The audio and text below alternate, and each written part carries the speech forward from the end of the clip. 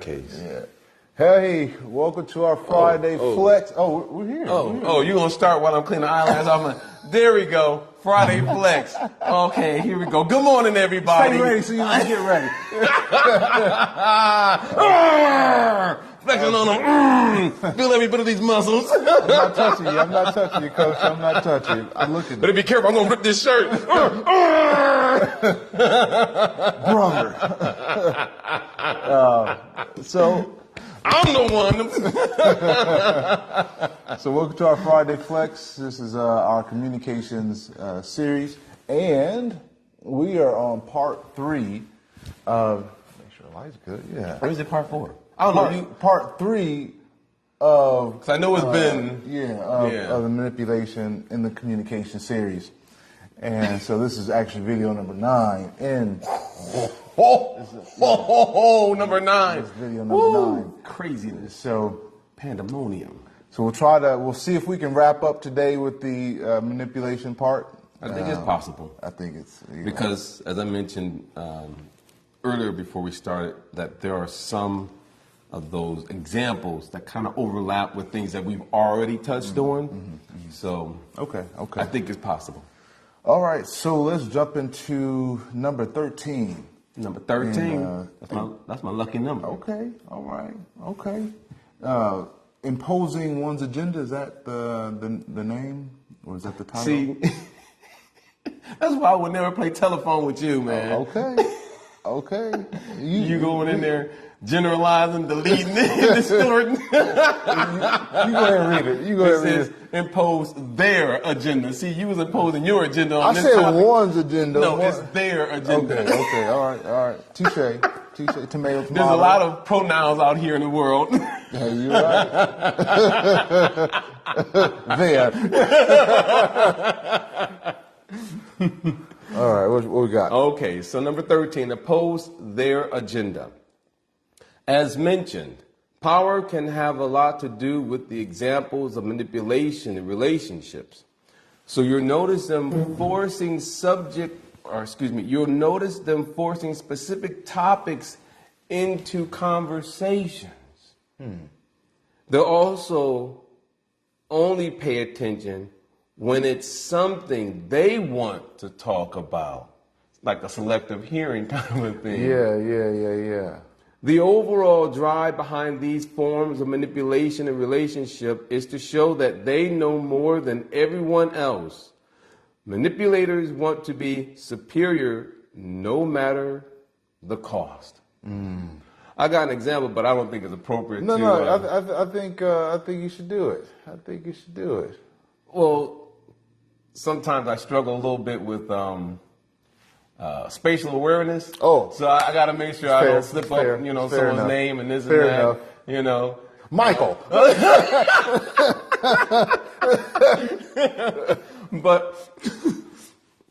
But what I will try to do from an educational perspective. Okay.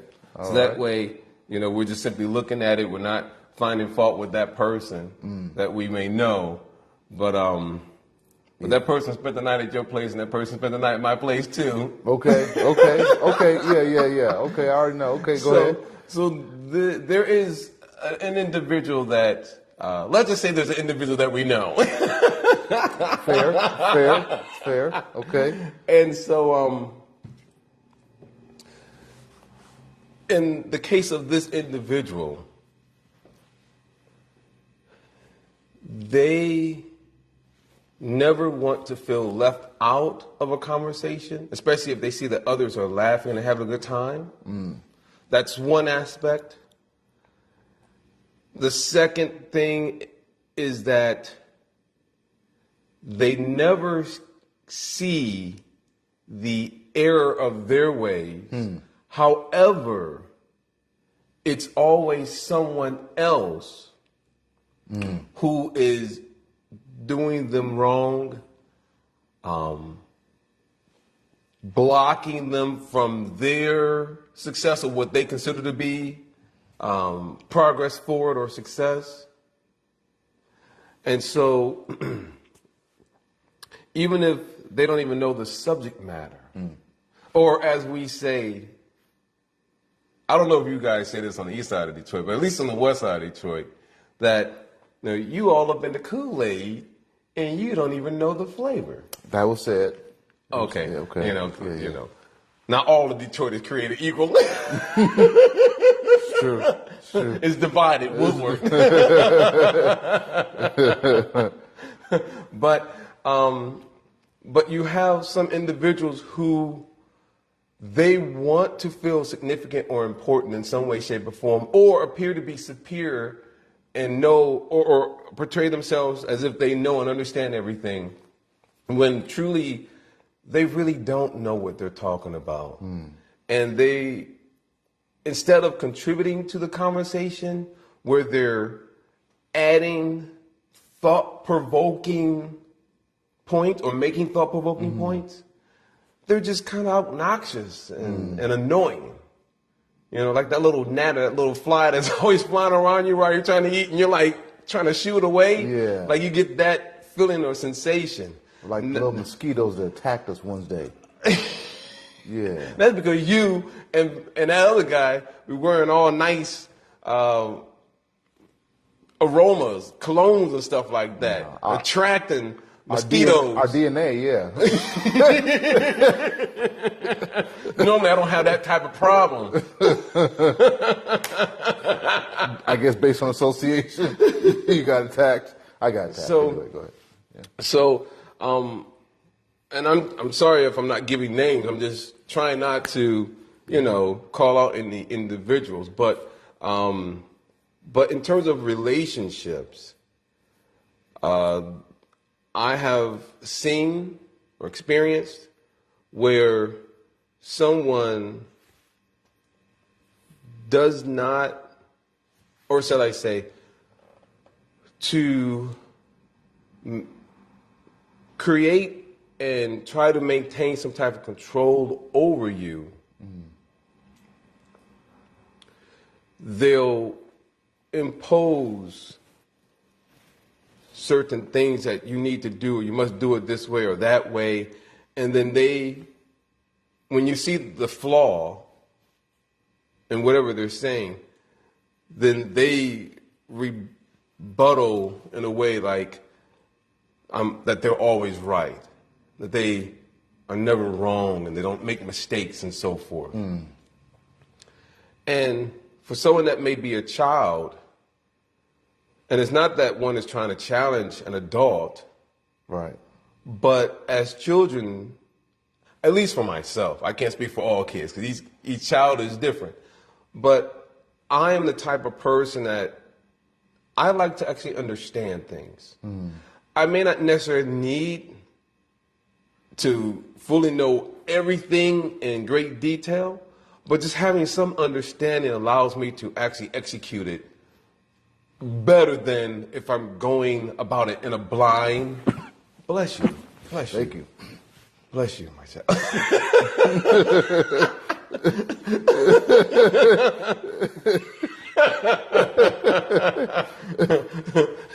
But when I'm able to understand something, it allows me to actually step with confidence, if that makes sense, in terms of what I'm doing.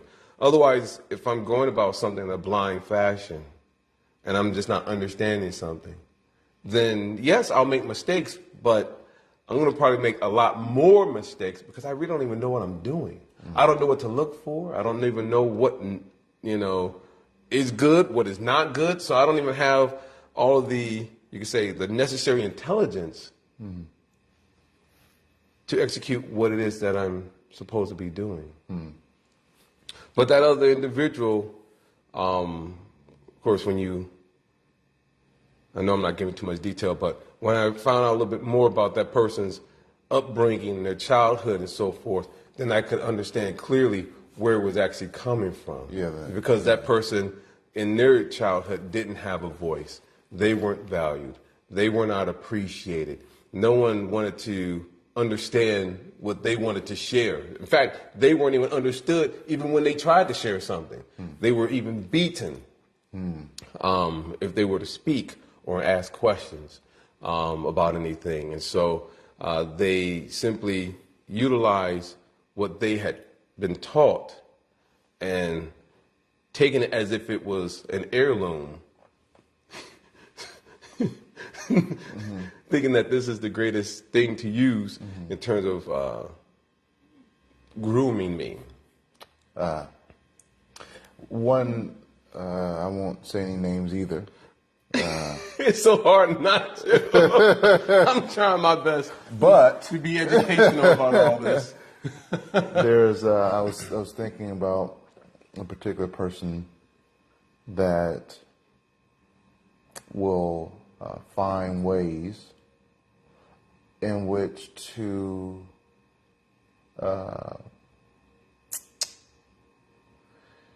encourage those who may not, how can I say this properly? It's tricky. Yeah. So this person in particular will give an idea as to how to make society better, or make a community better. And what they'll do is they'll create an opportunity of service. And Preach. And they'll present it in such a way where it seems like the best thing since sliced bread. And then they'll disappear. They ghost you. Ghost you. they'll, It's like they create something that's like, wow, look at this.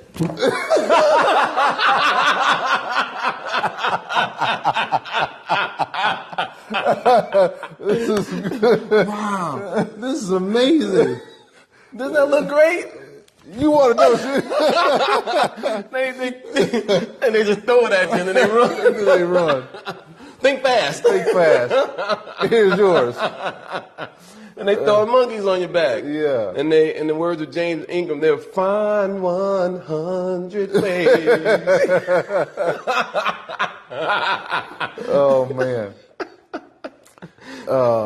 But yeah, so this person is notorious for notorious, B.I.G. Big time. I know exactly what you're talking about too. And they don't talk to me anymore. They don't talk to you. But they'll find ways in which they, whatever it is that they're doing in their life, they'll figure out how to make sure that you either support them financially or support them with your time. And so anything that you're doing, they'll figure out how to kind of impose what they're doing into what you're doing so that you can do what they do. It's not even a dovetailing any longer. No. No. You've just been kidnapped. Trafficking. Yeah, like you get trafficked in their ideas. Yes. And then all of a sudden you're by yourself wondering like, how did I get all this? Like that one guy. How did I get here? So that was comical, but yeah, exactly. And then you accomplished whatever they wanted, whatever they set out. Yeah. They didn't even put a finger. They didn't even lift their finger. They're off somewhere else, doing something else somewhere else. Giving their fingers to other people. And then what you needed accomplished was never accomplished. Yeah, no. But this project over here, this is where it's at. Here. No, you stuck with it. They want you to spearhead it. Yeah. No. Yeah. And this is imposition. Yep, how they impose their agenda. Oh, we got Mama. You almost said something. Childhood impacts us tremendously, and sometimes life shows us what needs to change or what needs correction, but ego may keep us from doing so just to save face. System frozen. Is it still frozen? Hopefully not frozen anymore. But sometimes the internet connection, despite being on Wi-Fi. Now let's take a look at, or should we go to 14? Number 14, change in opinions. One of the confusing traits of emotional manipulators in relationships is that they constantly change their mind about things. As mentioned, this is because they're trying to optimize their gains according to the situation. Your partner's changing opinions can have a massive impact on you because you never know where they stand. You'll find yourself walking on eggshells as you try to avoid further examples of manipulation in relationships. I'm not sure if I've actually experienced that or not.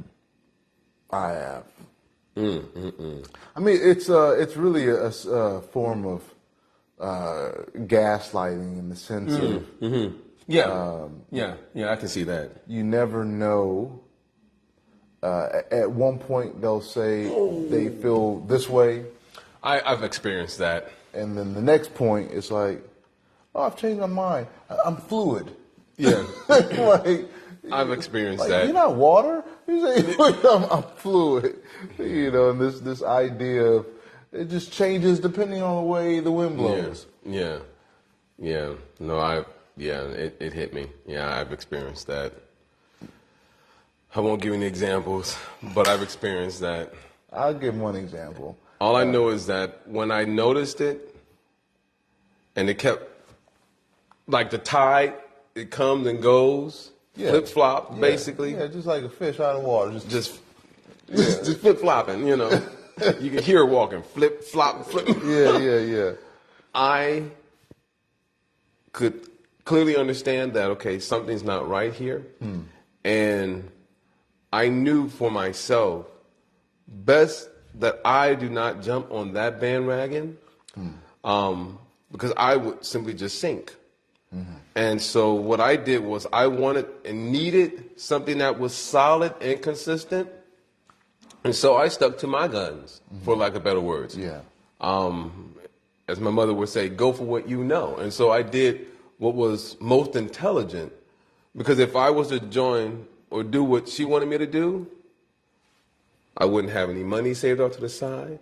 It would be lost for various reasons, be caught up in scams and phishing and, fraud and all these different things. You know, in terms of like, you know how people, they'll scam artists, you know, they'll switch. They'll do all those different things and they'll think that, get you caught up in this whole situation. They say that they're your uncle from Nigeria. You send them, $20,000, $30,000. No, they said they're going to send you $100,000. You just need to send 1,000. And they said they don't just need 1,000 of that, and then you find yourself in this whole situation and you're just like, no. So I could clearly see that, okay, something is not right here. And so I just stayed focused on what I know was the best path to take. Yeah. That would be consistent, steady. Money will be coming in. Right. Money will be dog-eared, if that's the correct word to use, but dog-eared for important expenses, paying your insurance, paying mortgage on a home, and other important expenses that come with being a homeowner and owning vehicles and so forth. Or, of course, with the speaker repairs that you may have to do on a home, what have you. So I make sure that I, just because that flip-flopping is dangerous. And sometimes, based on a person's upbringing, a lot of times, based on a person's upbringing, they don't really know how to make good decisions. And so because of the lack of good decision making, then they jump back and forth between certain ideas. Yeah, I can see that. It's like, because they're never really sure. But then also you have people piggybacking on that point that you're making in terms of the upbringing. You have some people who aren't sure of who they are. They don't even know who they are. Yeah. And they're just simply trying to keep up with the Jones, or maybe the Williams family, the Jacksons, one of the families.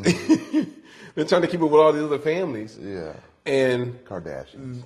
trying to keep up with trying to keep up with the Richies and like Lionel Richie. I'm trying to keep up with the Hiltons and the Richies, and so. And that's because some of their friends may be much younger than them. And so accepting where you are in life and what you as an individual need to do in life, you're trying to imbibe the lifestyle of someone that is 10, 12, 14 years younger than you. They may not even have the responsibilities that you have. We can't live that life of someone that doesn't have responsibilities, knowing very well that we have responsibilities that we have to, we wanted them. Right. You know, we made that decision to go in this direction, so we have responsibilities. You took the bait. We were reeled in. So we actually have to do our prescribed duties, for lack of better words. Yeah. When we abandon, when we are truant in our responsibilities in life, we don't experience any happiness whatsoever. You know, it's always like you have that person who physically they may be present, but their mind is always daydreaming about what it could have been, how it should be, and this and that, or what everyone else is doing. Let's do what they're doing. Right. It's like, my body doesn't work that way, or what we need to do, we have all these things that we can't neglect these things. You know, if you miss certain payments on your mortgage and so forth, that doesn't look good on your credit. House is somebody else's now. And then now it's someone else on the bank would take your house or whatever like that. Or what if you have a car note, you know, or insurance or whatever it may be. So we cannot be truant and negligent, irresponsible. We have to hold ourselves accountable and responsible. So had to get that off my chest. Thank you. I hear. Therapeutic. It feels good. Relax. Relate, release. Yeah, you did it. You did it. Just release it. What's the next one? Okay.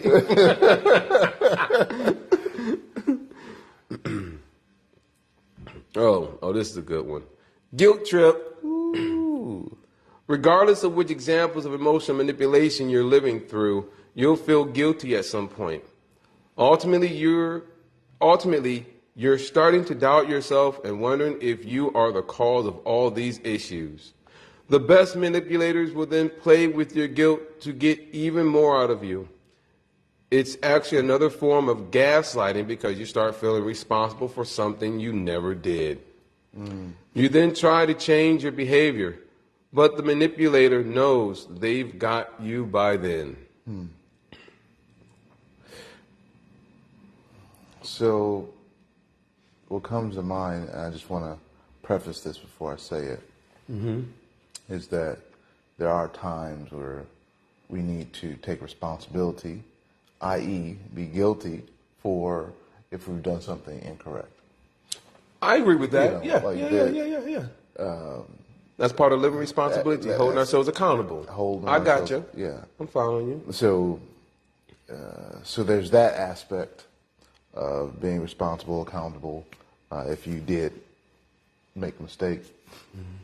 And then there's the other side in which you did not make a mistake. However, the person, in order to overpower or to control the situation or to manipulate the situation, will blame you. And they could be very small things like because you didn't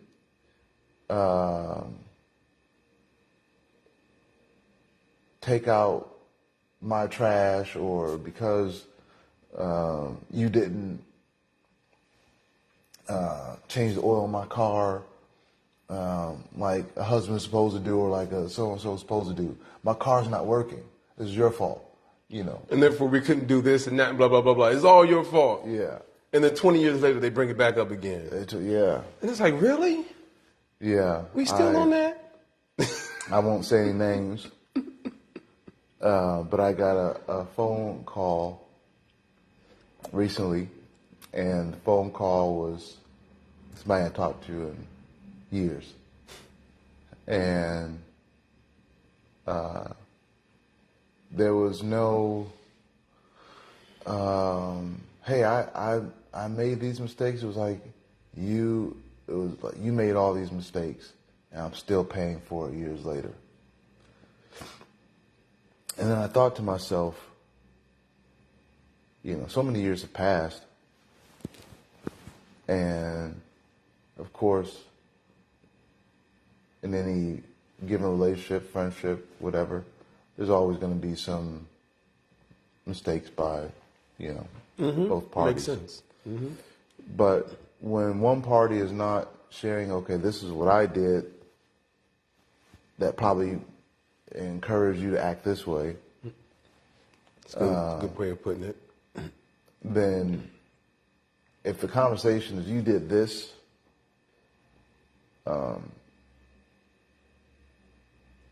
and by you doing this hurt me, and there's no, I can see what I did that hurt you, then that is manipulation.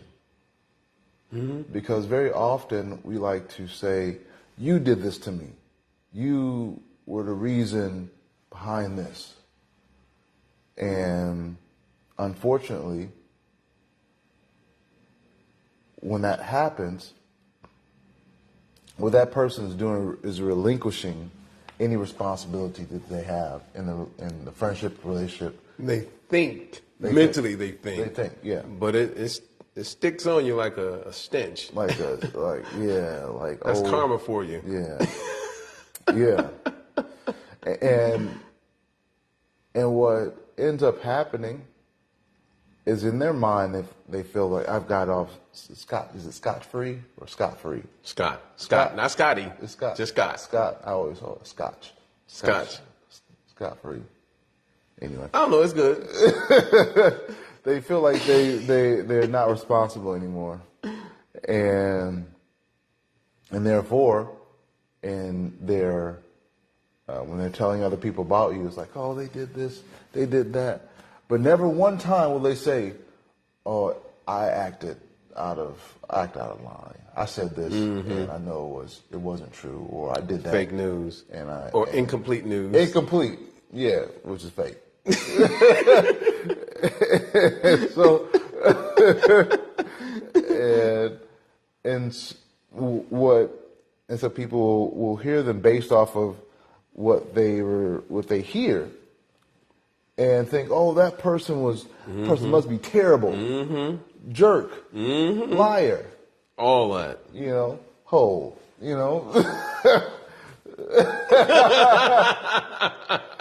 just full of it, yeah, and they have people supporting them. Oh, that person, you really saved yourself from that person, But the problem with, and I won't try not to harp on it anymore after I say this. I will, though. Continue.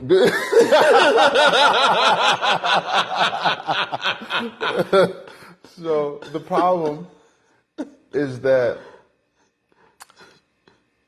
with human nature, we like to put ourselves in the best light, especially in relationships. If we are not open about and transparent about what we've done that could have made a person yell or walk out or whatever, or cry, whatever the side effect is, then how accurate are we explaining the situation? Because if we are not explaining what we've done wrong, how our upbringing could have potentially affected the outcome, then are we really giving an accurate description or portrayal of the situation? No. Well, no, we can't. And so our story is always going to be one-sided. I remember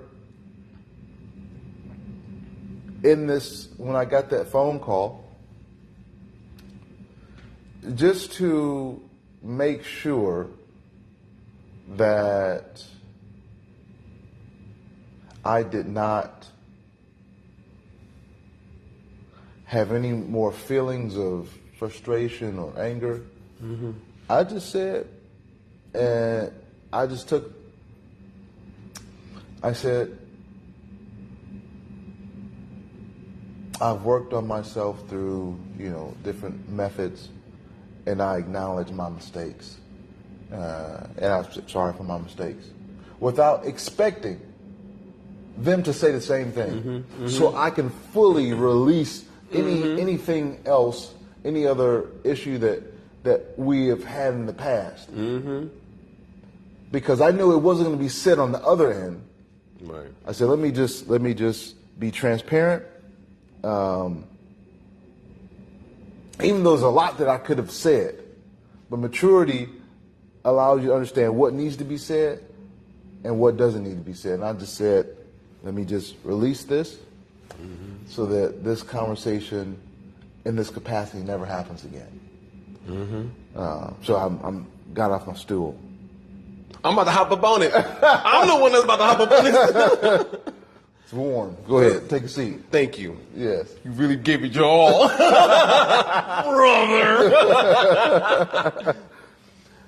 One word that I was going to mention, actually I wasn't going to mention it, but I was going to talk about just being clear, having a clear conscience.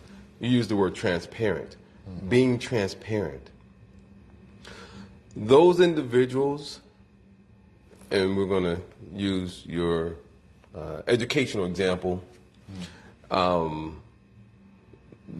individuals that try to guilt trip another person, they're constantly making it appear that it's all the other person, that they themselves never done anything wrong, so on and so forth.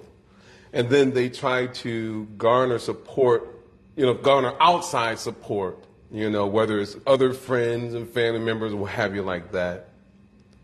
That although that person thinks that they've cleansed themselves, they've washed their hands of the situation, what have you, but because they weren't honest or transparent, that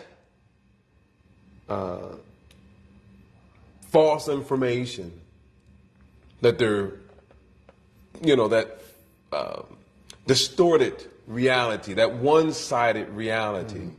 And plus they deleted some information, they generalized too, so they're doing the whole NLP thing on you.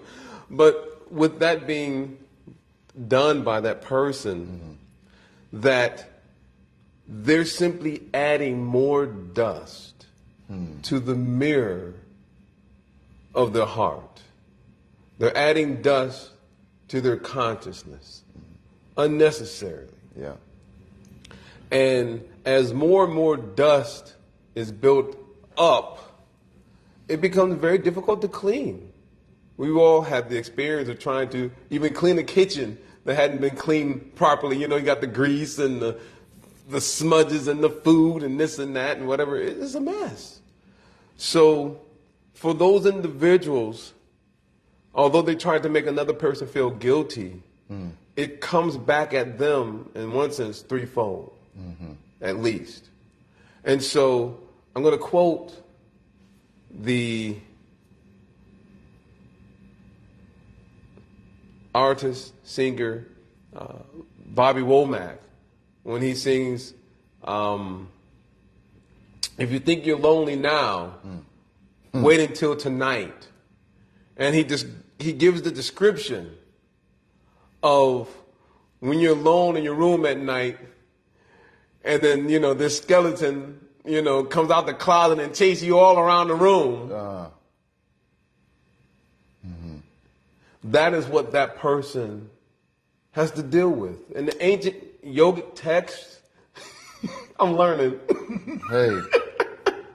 In the ancient yogic texts, sometimes we hear the description that one may act or appear as though they're haunted by a ghost. So Bobby Womack, the poet, is not far off with the description of a skeleton coming out of the closet and chasing you all around the room. It's because those individuals who have tried to guilt trip another person, or tried to manipulate others in such a way and have put all that dust on their own consciousness, on their own personal consciousness, there will be a point in their life where they actually have to deal with that. They're going to have to face that. And if they want to truly be happy in life, you know, to really be happy, to have a clear conscience, that there has to come a point where one says, you know what? I'm sorry. You know, really, you were a great person. I may have done some things that caused you to respond a certain way or act out of character. You know, sometimes that happens. Yeah. Someone may do something and cause another person to act out of character. Or that person is simply responding from whatever stimulation we're putting out there, but they're acting according to time, place, and circumstance, whatever it may be at the moment, how they're feeling, you know?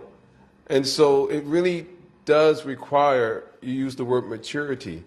It requires a very mature person, someone who is brave, who is courageous, to take a look at the man or woman in the mirror.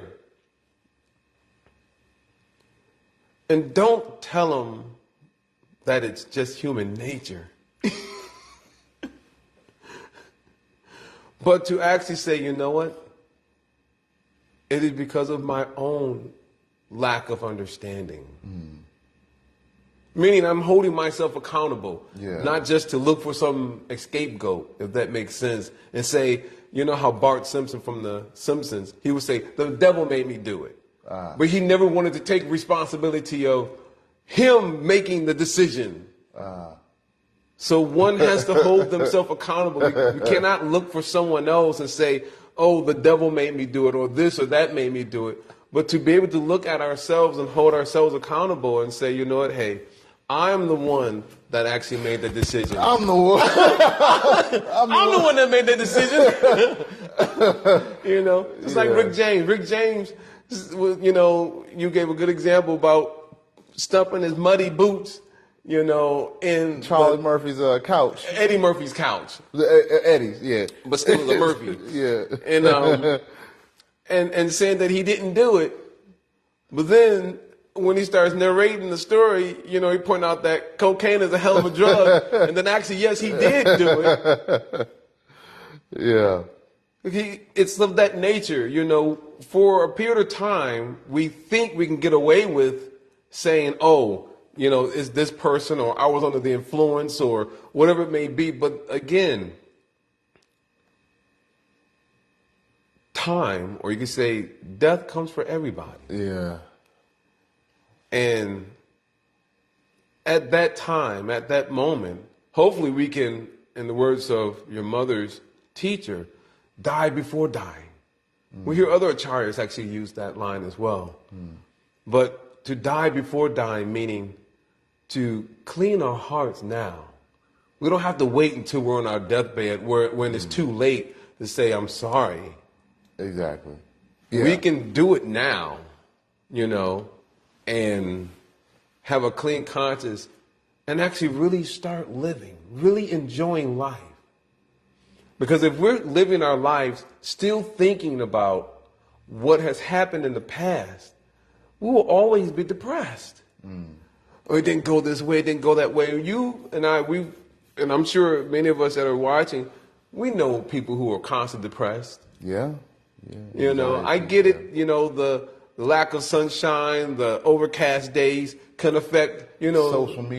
Social media. I get that. I'm not going to say that those things do not, you know, external factors are not, you know, cause of certain things. But really, at the end of the day, we really just have to hold ourselves accountable. Yeah.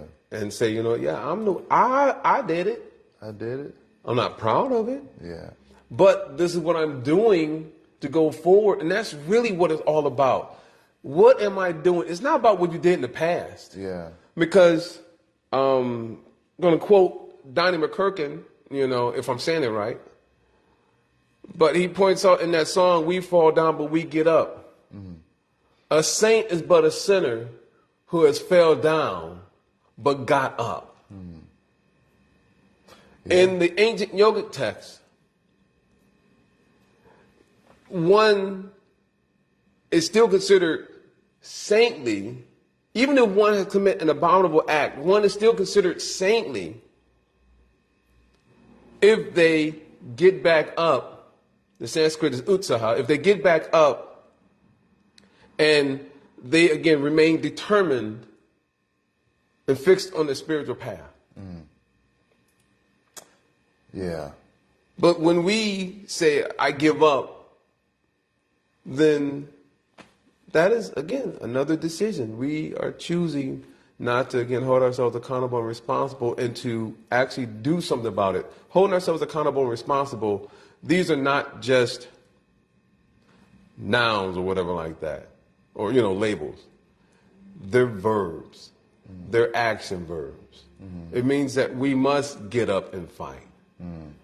Yeah. If we, just like that, what's that Greek word, manokos or something like that? I remember you mentioned it's that. something, Yeah, I can't remember exactly, but it's when one repents. Yeah. When one says, I'm truly sorry, I really repent. The Greek is like manokos or something, I can't recall, I do apologize. But it is not just only a change of thought, a change of mind, a change of heart.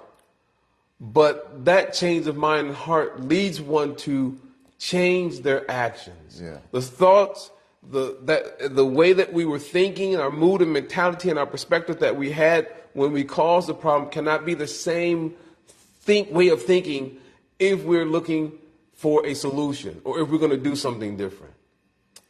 Yeah, that's powerful. It reminds me. I'll get off your stool now. Go ahead. I'm about to jump on real quick. There you go. Go right ahead. Tag you in. Brother. Tag you in. So, and then there's a couple. Yes. That reminds me of in the second chapter of the ancient yoga text, the Gita, where Arjuna's warrior is being told, give up this miserly weakness. This pettiness of heart. And yeah, it's a good one. And so, because this pettiness or this miserly weakness from a person who knows better but decides not to do better is very unattractive. It's also disturbing to society because it makes other people think that, though this person does it, so I can do it. Look what I can do. But it's like, no, we don't want to see that. No. I don't want that.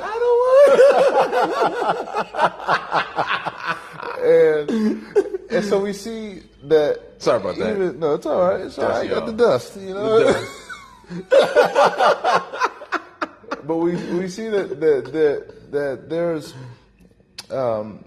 that this has been going on for a long time. Yeah. Like, not taking responsibility. Yeah. Even from people who know better. So what to speak of this time in society now where I won't take any shots at anybody. Anyway, I'm better.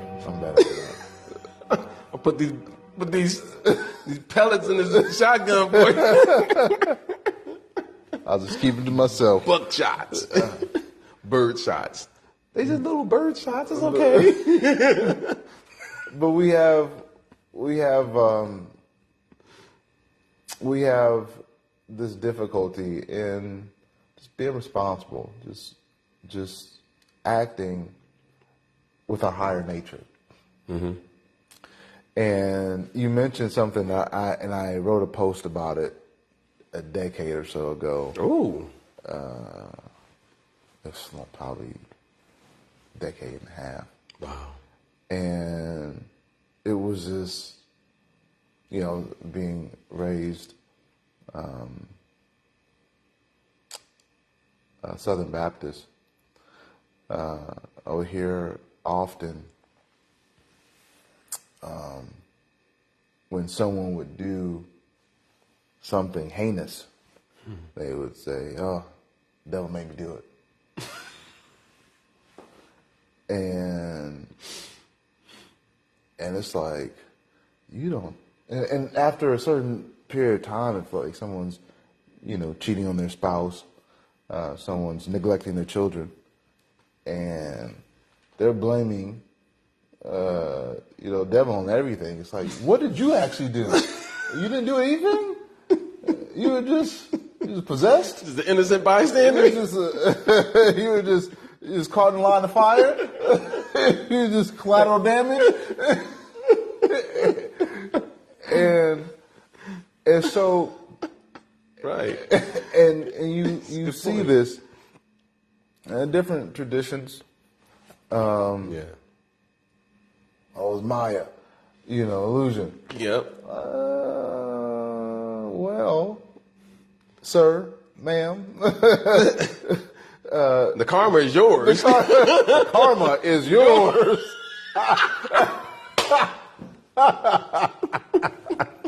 It's not being tacked on to the devil nor Maya. Yeah. They don't get no karma, but it's yours. So yours.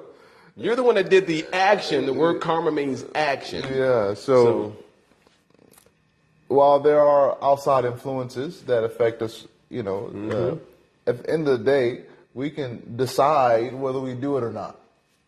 And whatever our attachments are, like we were talking about several months ago, about this, one develops attachment to something due to association, then we develop some type of desire for it. And when that desire is not fulfilled, you get that desire, that lust, and that anger, and then wrath. And then we become bewildered. Bewildered, intelligence is lost. And this is very common, and for people that are overly attached, it's hard to take responsibility for. I was inappropriate in my actions. I was inappropriate. I'm the one. Robert.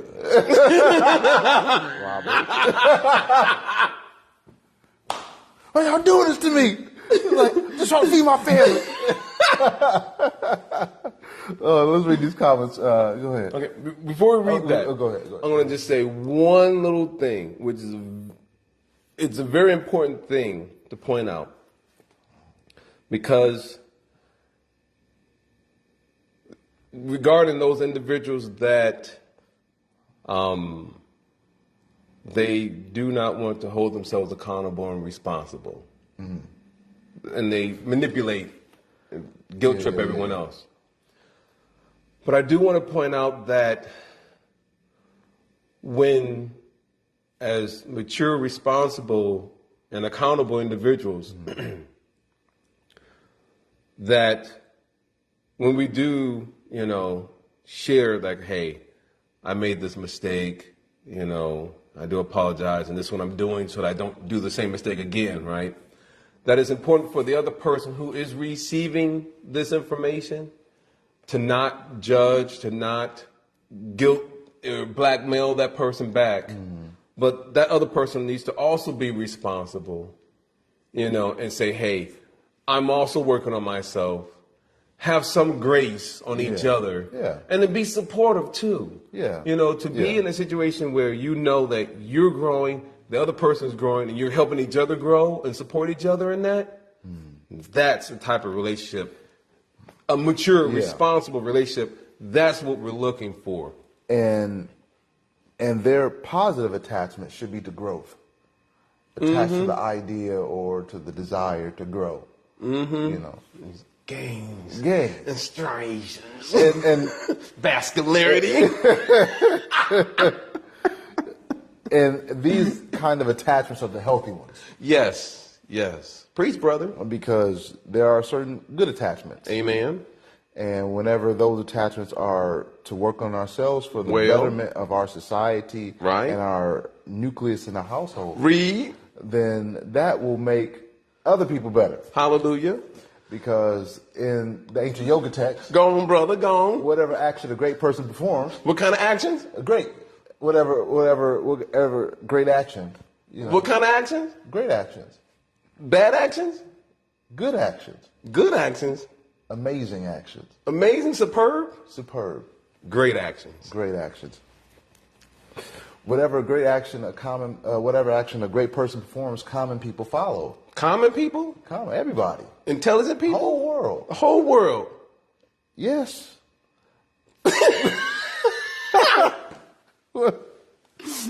And so common people follow, and the whole world pursues this idea, because the great person done something. So if we are taking that position in our lives to become attached to being better, to working on ourselves, then that changes the vibration of society. That changes the frequency of society, and we Elevating the world. We become ambassadors of love and compassion, and also empowerment.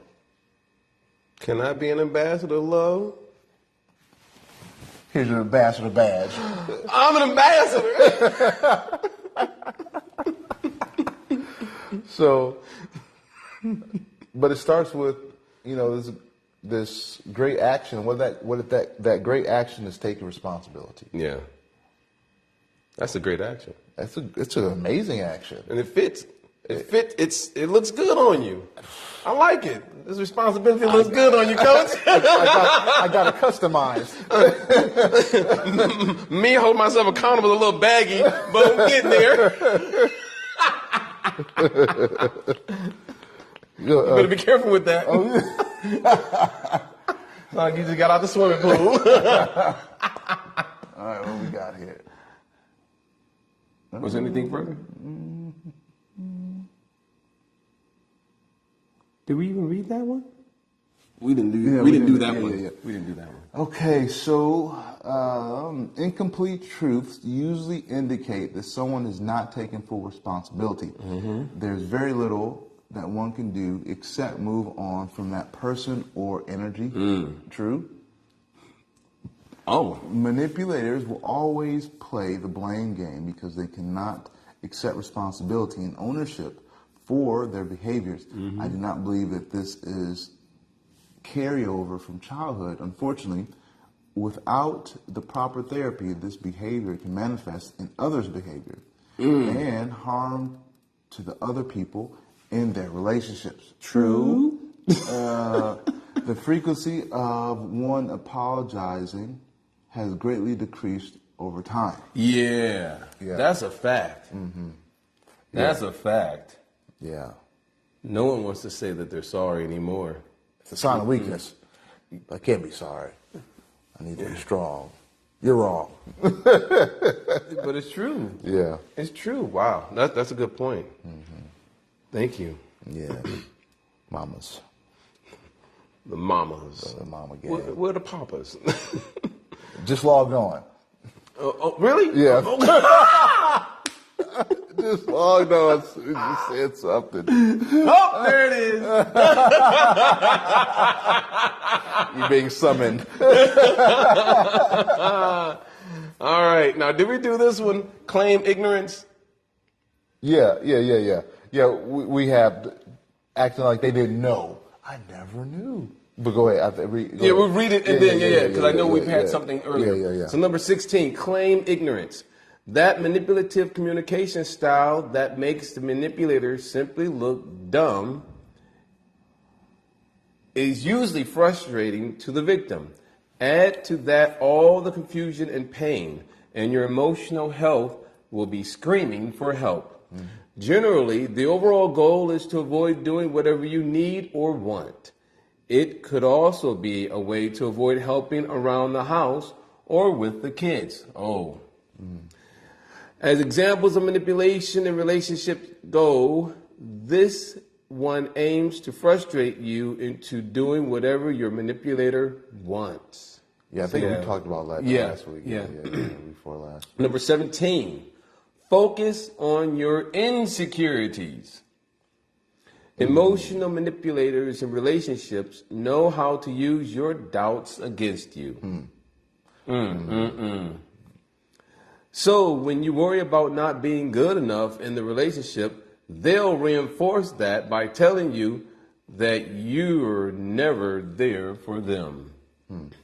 The idea is that because you feel bad about yourself, you give in to their demands in hope of feeling better.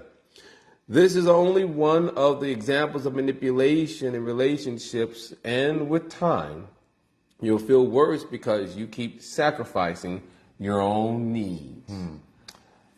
I got one in particular. I'll be really brief. So you'll have a person, for example, they'll say, "Oh,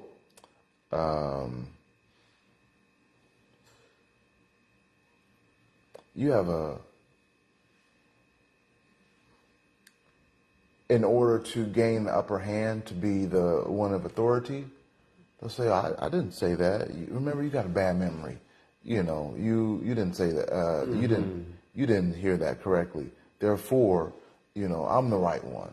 I'm the one that, you know, my memory's better than yours. So Go ahead. So therefore, we should just lean on my understanding. Preach, brother, preach. You know? And so, but they'll constantly remind you, yeah, you remember you didn't remember that the other day, and your memory's not as good, you know, but this is what was said, or this is what they did, or whatever. Yeah. In order to, and you're like, yeah, I guess you're right. I guess I don't really have such a good memory, and then they want to be the authority. They want to be the one that gives you the Vani, you know. You know, they want to give you all the instructions and be the ones that are. As if they're large and in charge. They are the HNIC. Head narcissist in charge.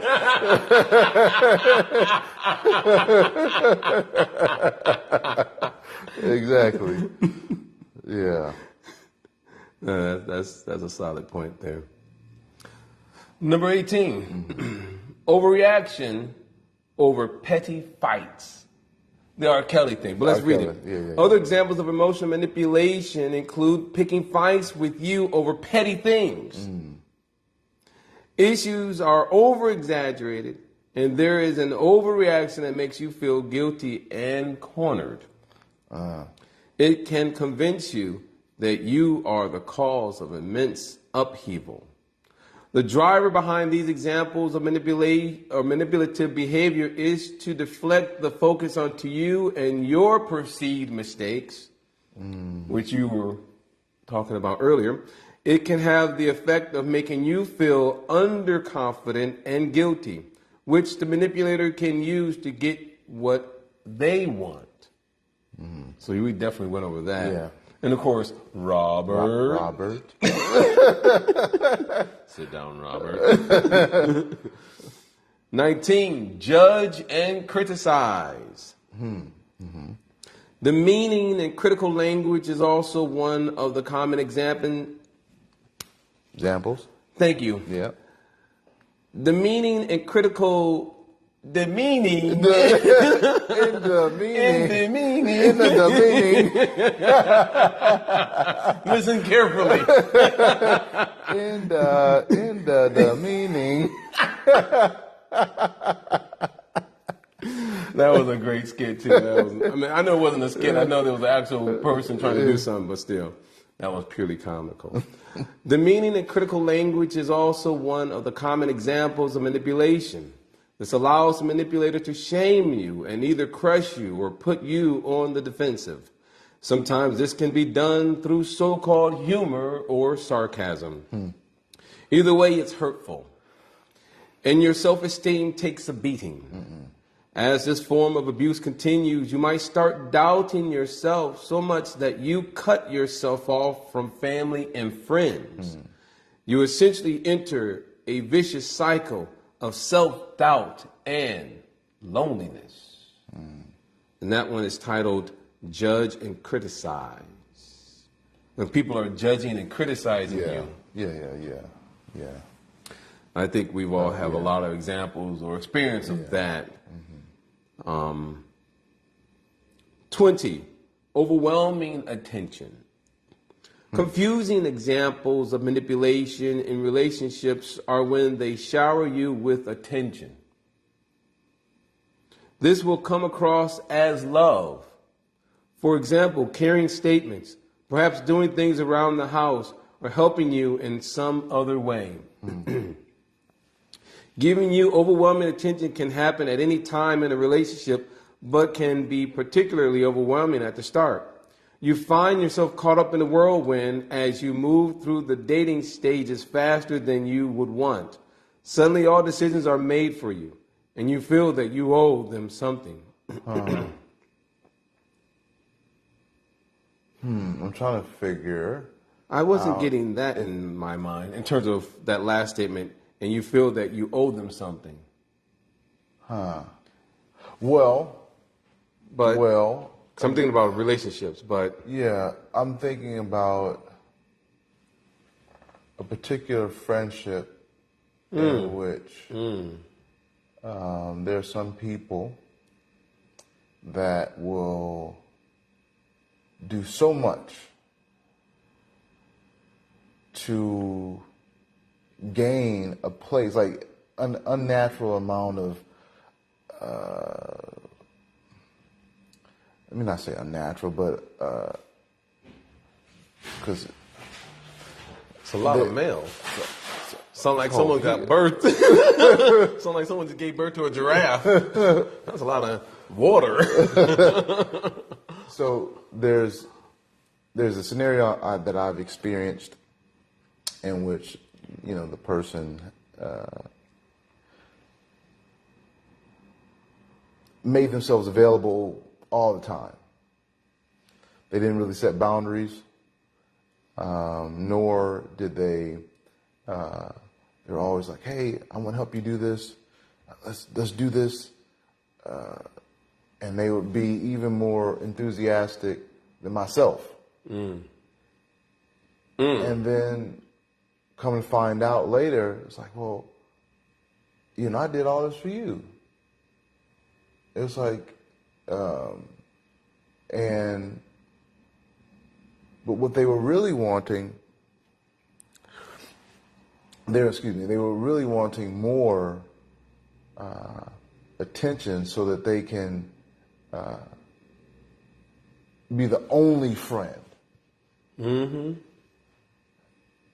And some people will feel like if they position themselves in your life and do everything for you, then you can be that person's, or they can be your only this. What do you need anybody else for? I can do that. I can do this. Mm-hmm.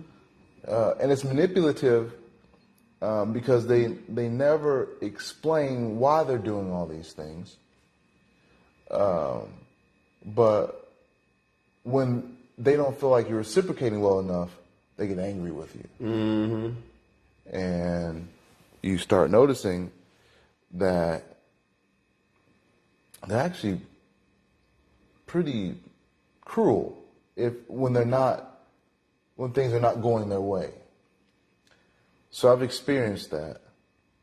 And they're very easy to, and you notice the pattern is that they never really seem to have many friends. And the friends that they did have, somebody's always hurt them, or somebody's always, oh, they did this to me. Mm-hmm.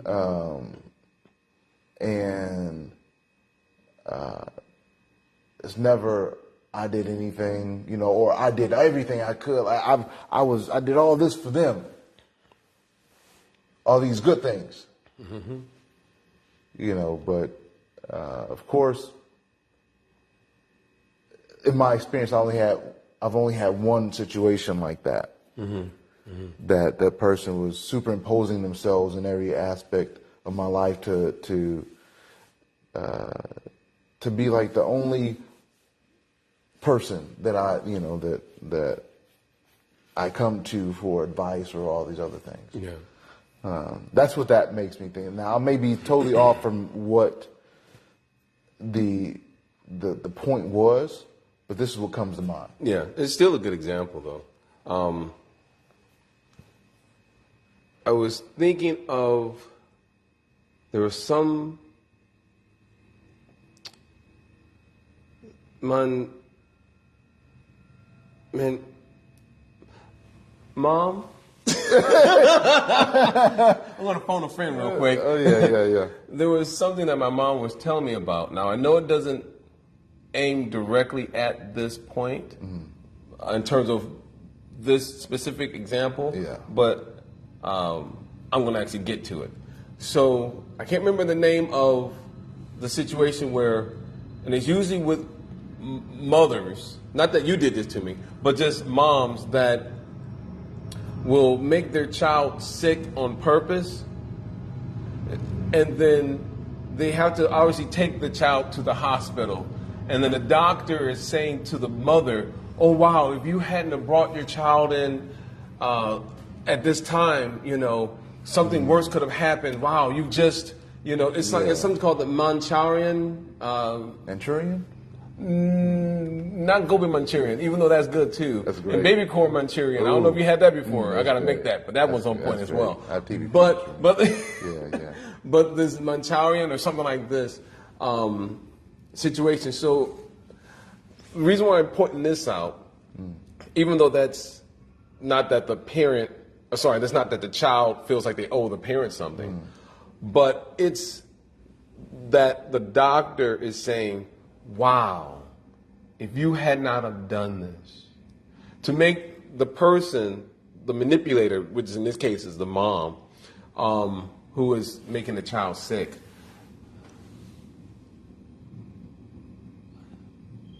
Yeah, Munchausen by proxy. Yeah, the Munchausen by proxy. That's what it is. Thank you, Mom. I knew you had it. Yeah.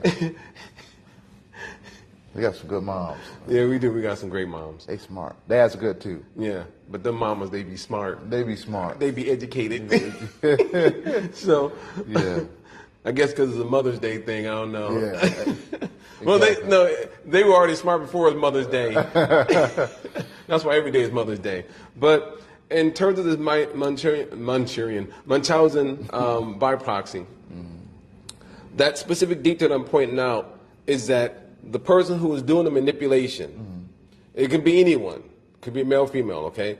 But the person who's doing the manipulation, the manipulator, they are wanting some form of appreciation, some recognition that, wow, you are wonderful, you're great, you did this, you did that. It's like someone who is trying to, is the word validate, seek validation through others. Yeah. Someone who I would, in short, say really doesn't have much of a life. Someone who is not really truly happy in their own existence, but wanting to make themselves feel good in some way, shape, or form. Right. They act in a way, and they're wanting someone to respond by saying, wow, you're a great friend. You know, like you gave the example of someone constantly being there and supportive, and then they are looking for you to say to them, wow, what can I do for you? I'll do anything for you, whatever like this. So those individuals, the manipulator, that is, the fact that they're manipulating in a way simply because they are wanting some attention. So the one example that quickly comes to mind, before it quickly goes, I'll say it, is that you have some people who give gifts, like gives a gift to somebody, and it's not that they're giving a gift because they really are truly giving a gift from their heart. But you have some people who may give a gift because they're actually wanting someone to reciprocate with them. Something, it could be along the lines of, wow, thank you for this gift. Thank you. And so I remember I was having a conversation about that with someone else. And it made me, as an individual, look deep within myself to make sure that my intentions are right when I'm actually giving a gift or doing something for someone. Because if I say that I love someone and I'm doing it out of the core of my heart, then I should be doing that action or have that thought or even my words should be unconditional. It shouldn't be, in short, that I'm actually holding someone up at gunpoint because I'm wanting them to give me something in return. Right. It should truly be genuine and from the core of my heart without any strings attached. Right. Yeah. No puppet action. You know, Yeah.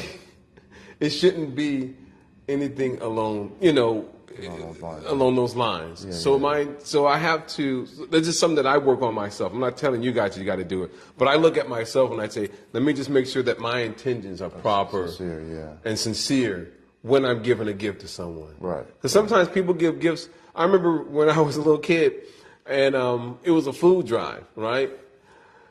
I don't know if you guys did that on the east side of Detroit, but on the west side, I went to a private school. There was sometimes a canned food drive. I remember. And so what I would do was I would look through the pantry and I'll grab that thing that we hadn't eaten in like 2 years and we just need to get rid of it. And so we just need to get rid of it because it's just been sitting there. And I was like, it's kind of dusty. Mom, do you mind if I take this to school for the can drive? And she said, go ahead, baby. And then I'll take it, And it's not like I'm giving someone something that I would want. Yeah. I'm giving someone something I don't want, if that makes sense. Yeah, that makes sense. And so clearly my intentions, although I'm a kid at that time when I'm doing this, but my point is, am I still doing that? Or to what degree are we doing that? What are my intentions behind why I am donating or giving a gift or giving a compliment or even helping or making myself available? What are my intentions? So I need to be intentional about it. I need to be authentic in the way I live. I need to come correct. Yeah. Check yourself before you wreck yourself. Mama Swift said something else, and then we'll try to wrap up. See, the manipulators in the example of Munchausen by proxy crave attention, but in the end, they may fatally harm their child. Yeah. Wow. And you were talking about that. Someone craving, the person is craving attention. Yeah. Me. Let's try to wrap this. We're over about 15 minutes, but it's all good. Standard. I believe we're on 21 right now. Changing criteria. Yeah. Manipulators are adept at adjusting their views and shifting their goals according to a situation. Yeah, we did. This logical fallacy is a tactic commonly used by narcissists and sociopaths. Overall, they keep raising their expectations of you such that you feel that you can never be enough. Yeah, we talked about that. The general aim is to make themselves feel good by appearing superior. They need someone to serve their needs and fill the void with no empathy for others. Of course, they'll never actually see how much effort you put in, but will keep demanding more until you've completely burnt out. Almost sounds like a vampire. They just vampire suck you up to the last drop of blood, then they just leave you. Yeah. Man eater or woman eater. All right, Hall & Oates. That boy good. Number 22, physical intimidation and control. Robert. Sit down, Robert. Oh, yeah. Because he got up. He was animate when he was moving. Most of the above examples of manipulation in relationships involve language. Let's not forget physical aggression or simply using one's body to intimidate and coerce you. This accentuates your fear, and again, you're more likely to give in as you try to stay physically safe. All examples of manipulative behavior are about control, but they are also about not facing responsibility. Yeah, I have one example. I'll finish this.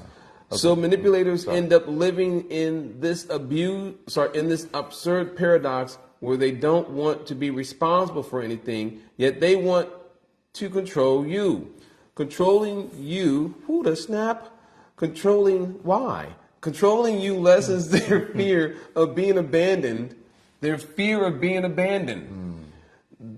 Yeah. Controlling you lessens their fear of being abandoned while giving them the impression that you're in awe of them. Moreover, by confusing you, they're defining your so-called reality, giving them a sense of false security in a constantly changing world. So I've experienced this once in particular, and I know increasingly more men are dealing with physical abuse. Before it was primarily women becoming abused by men, whether verbally or physically. But I remember in one relationship, there was an argument, and I would try to leave. The partner at that time would barricade herself, like in front of me, like, you can't go anywhere. And it was just like, so I literally had to rip one hand off the door so I can get through, or like move, like put my, body into her so I can get out. And she was like, "Oh, you're trying to kill me." I'm sorry. Calm down, Robert. I'm messing with you. And it was just like, and I remember that happened. I would try to get in the car to drive. They would stay in the doorway of the car. Like, "You're not going anywhere." And at the end of the day, it was because the person didn't want to feel left. They didn't want to be abandoned. And of course, I didn't realize that was one of the causes, the root cause after, which made me feel kind of sad for them. During the process, it was just like, let me go. Let me clear my head. Let me leave. Yeah. And one needs that. And one needs that. Yeah. And you find in relationships where you have a partner that will not allow you to get a breath of fresh air, clear their mind, that is abusive. Yeah. Whether they use their body or their words to do it, it's abusive. Yeah. And it feels terrible, actually. Yeah. But I do agree with the point that you made about feeling, a bit sad for them, because when you look, and it's interesting when you get a chance to hear their story, meaning not in the relationship that they're in with you or ourselves, but when you hear their childhood and, how things have transpired in their own lives, and you're thinking to yourself like, wow, this person has always been abandoned. And abandonment, you can call that neglect, abuse. It has many names. It just doesn't fit underneath being abandoned. And so that is very traumatic for so many people. So especially if someone doesn't have a voice, doesn't feel like they're being heard, even that person feels alone. Even though they may be surrounded by so many people, even that person who is not being heard feels alone or abandoned. And so they will truly act out, as you had given examples of using their physical body to block a doorway or try to physically hold you, or with their words, if you leave, I'm going to kill myself. You know how we've had that example, I think it was last Friday, that was in our conversation here. So people will use their words, use their body and so forth, and do things in a way that, again, they don't want you to leave. Right. They don't want to be abandoned or feel abandoned. Right. I mean, I don't think any person would want to be abandoned or neglected or ignored or devalued or, isolated or excommunicated and what have you. Right. I mean, we're social beings. We're not an island of ourselves. So we want to be appreciated. We want to be loved and know that we are able to contribute and that we actually are adding value and so forth and worth to a place, whether it's a family or so forth. But when we're not able to do that, yeah, you feel alone. You feel abandoned. There's one song I'll just very briefly mention, and then we'll read the next two because it wraps it up. We can wrap this up today. Wrap it up. Put in the mail, signed, sealed, delivered. Stevie Wonder. So that boy good. So there's a song by a Nigerian rapper who lives in the United States, and his name is Dex, like D-E-X, or Dax, D-A-X. It's one of those. I think yeah. And the name of the song is called "To Be a Man," and he speaks in short about the struggles that a man goes through in trying to raise a family, and feeling like he's never good enough, for whatever the reason may be. But he narrates all these various different scenes in terms of what a man goes through to try to be a good man, to be a good husband, a good father, a good spouse, and so forth, and just truly feeling alone, feeling that no one will understand them. Some of these men, in terms of the example, simply try to self-medicate through various forms of intoxication.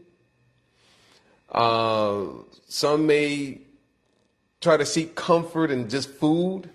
You know how, macaroni and cheese, I ain't gonna lie. Pot pies. Baked mac and cheese. Oh, boy.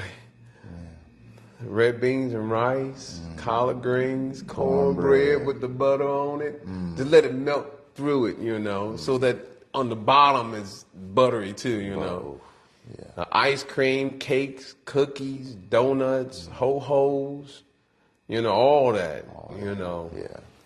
Even the donut holes, I take them too.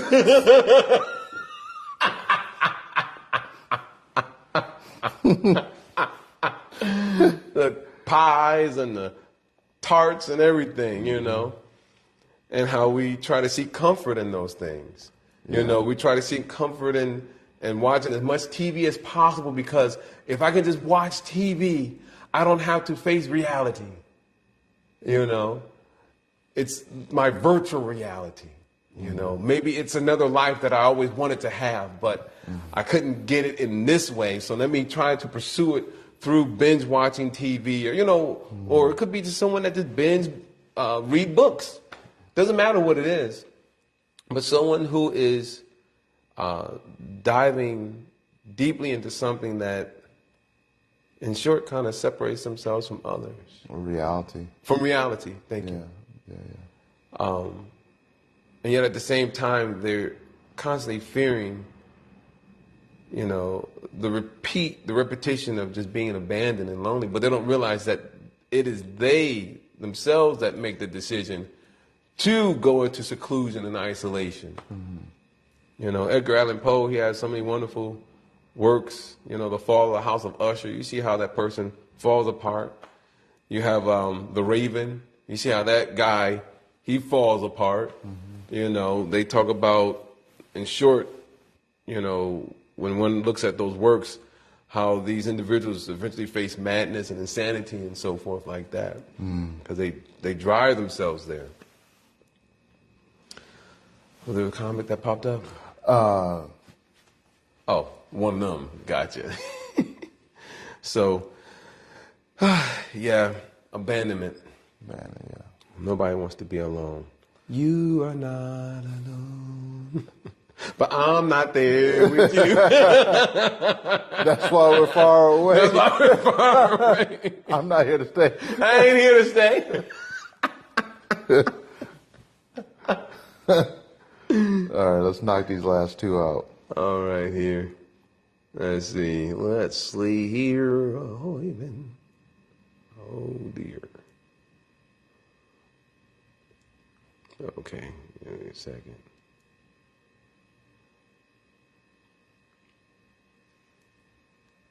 Okay. Oh, last three. Oh, it's 25. Yes, total 25. Okay. Come on, work with me. All right. So, 23, gifts to buy you back. Bribery is perhaps one of the more straightforward examples of manipulation in relationships to spot. Imagine having just been scolded and criticized to find your partner goes out to buy you a bunch of flowers. The apology might seem sincere, but it's just a bribe to get you back in their control. Naturally, if this is one-off incident, you might be dealing with a simple trigger that upsets your partner. In a healthy and grounded relationship, you could talk through it together and understand what you both need from each other. So my experience is not so much with gifts, but it's more Food? no intimacy. It's like, oh, let's if there's a fight, there's argument, then in order to regain power, if that person feels like they weren't successful in the argument, then they will, oh, let's have sex, or and then that way that person is like they want my body, so I'm in control. So that's what comes to mind. I've never experienced the gifts, but I experienced the other. All right. Pitch others against you. Painful examples of manipulation in relationships are when your family and friends start siding with your manipulator. They are often charming and adept at spinning a story that many of us are fooled by. Yeah. Narcissists are so good at this that they often start fooling themselves. Moreover, they stay center stage by getting friends and family on their side. Narcissists crave attention and devotion, and they'll charm and lie their way to get it. I'm sorry for laughing. Yeah. There's several examples, but you'll find that there are some people in society that, even though they know that they're wrong, they will gather others to jump on their bandwagon, to further solidify their point. And they'll even make up, they'll take a situation, they'll distort it, and then delete information. And even fluff up existing information. Even fluff up existing information so that the picture that they paint to someone else to help illustrate why they're angry or why they're frustrated. It's to them, what is the word called? Goodness, the word's on the tip of my tongue.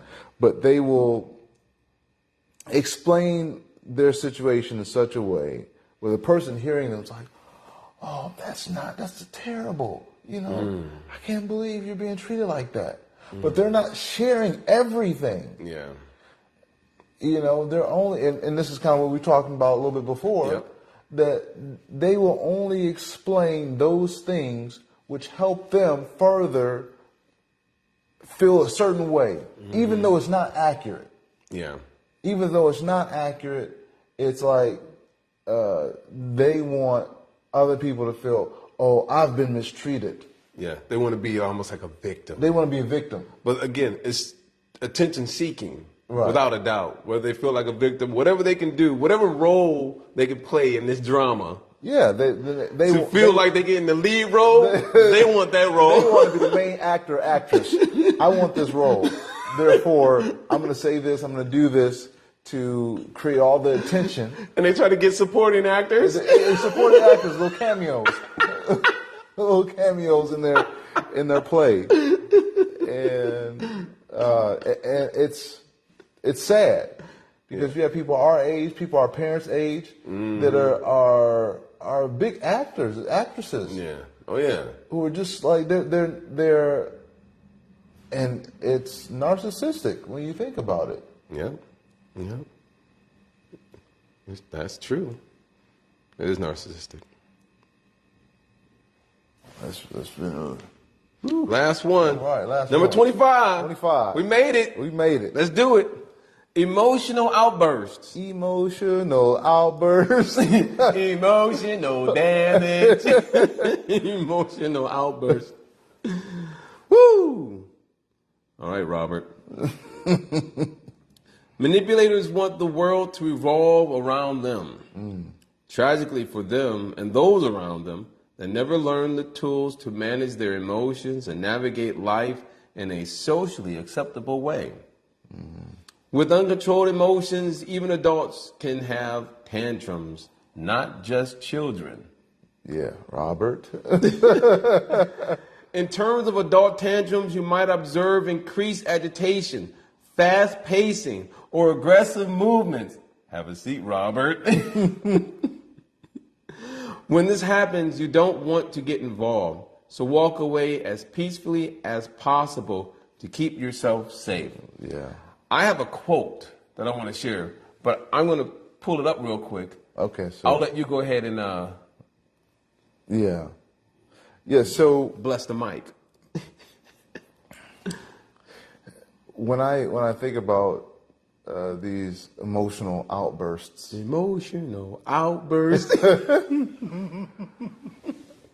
sometimes as children, when you see adults do it, you think that, oh, they are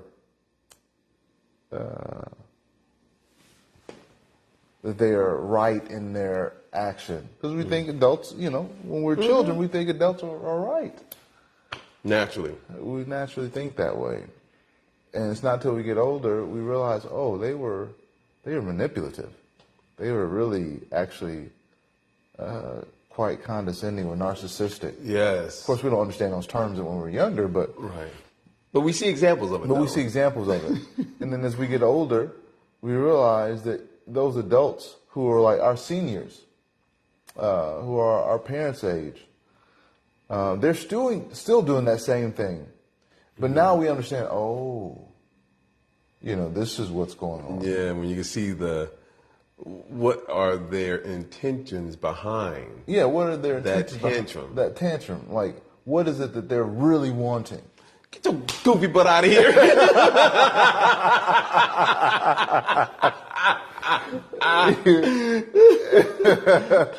Don't tell me I'm going to come back in a year later and get a policy from you, Joseph. Get your goofy butt out of here. That wasn't your house. That's your mama's house. Shots fired. But yeah, like there are people who live amongst us,